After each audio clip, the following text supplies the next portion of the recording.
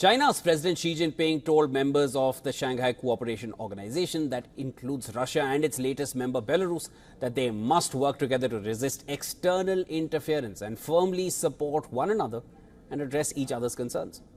Now, addressing the 24th SCO summit in Astana, Xi Jinping stressed on the need for member nations to firmly control the future and destiny of their countries and ensure regional peace and development.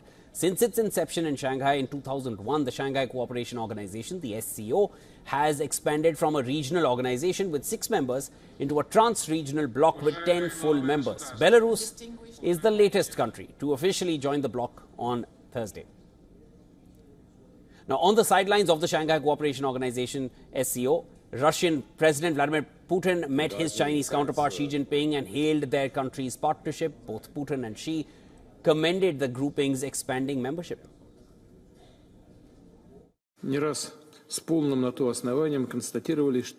It has been stated more than once, and with good reason, that Russian-Chinese relations of comprehensive partnership and strategic interaction are experiencing the best period in their history. They are built on the principles of equality, mutual benefit, and respect for each other's sovereignty. Our cooperation is not aimed against anyone. We do not create any blocs or alliances. We simply act in the interests of our people. Xi Jinping in turn referred to the turbulent international situation and external environment as well. In the face of a far from simple international situation and external environment, we need to maintain a commitment to eternal friendship, work hard for the well-being of the people, enhance the unique values of China-Russian relations, cultivate new drivers of cooperation, and make tireless efforts to protect our legitimate rights and interests as well as fundamental norms of international relations.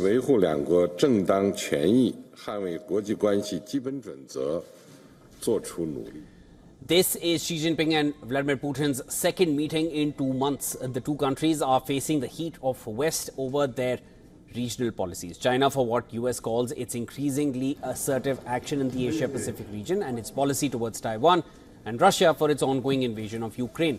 Besides Xi Jinping, Putin also met Kazakh President Kassym-Jomart Tokayev and Turkish leader Erdogan. Erdogan offered to help end the Russia-Ukraine war. Xi Jinping also held a meeting with the Kazakh president. Besides Kassym-Jomart Tokayev, the Chinese president met his Azerbaijani counterpart Ilham Aliyev. The bloc was founded by China and Russia as a counterpoint to Western might. And this year's SCO meet is particularly important for China as the country is going to get the presidency of the bloc after 7 years.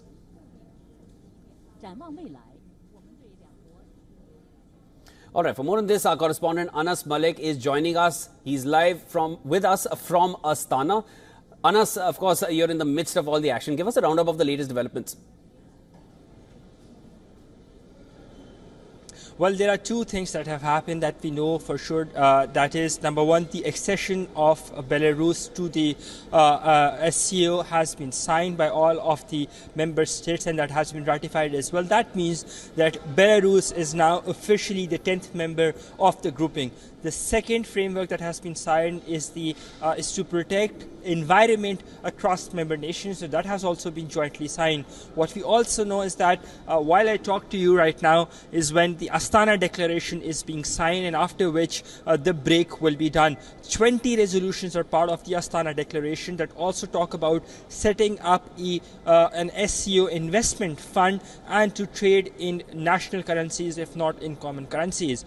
That's what it is being done. All of the heads of delegations are done with their part of speeches, and as I talk to you, the signing of the Astana Declaration is currently underway. Shivan? Anas, of course, Turkey has been called as a guest here, and that meeting between Putin and Erdogan, and of course also the meeting between Putin and Xi Jinping twice in 2 months. Give us a heads up, or rather, an insight into how the West would be viewing these updates. Well, with a lot of skepticism. The West would be viewing that with a lot of skepticism.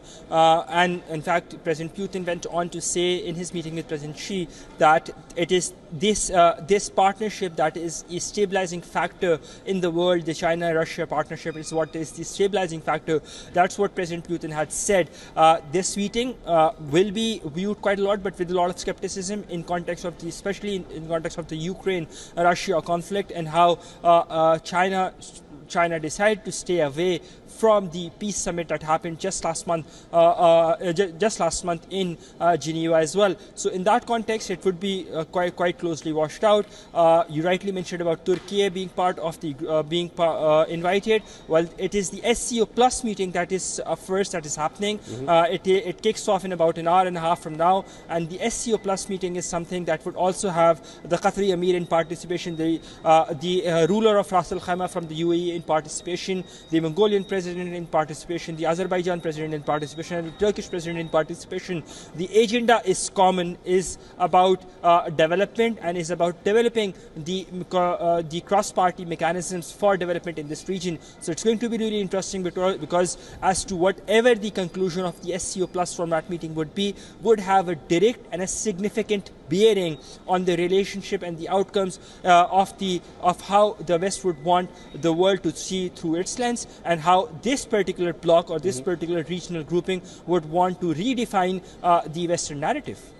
Definitely, the grouping is redefining a lot of things, and the West would be keenly watching the outcomes of this. Of course, that was Anas Malik joining us live from Astana, where all the action is taking place. Anas, you have a lot to track. We will be keeping in touch with you through the course of the day. Thank you so much for joining in.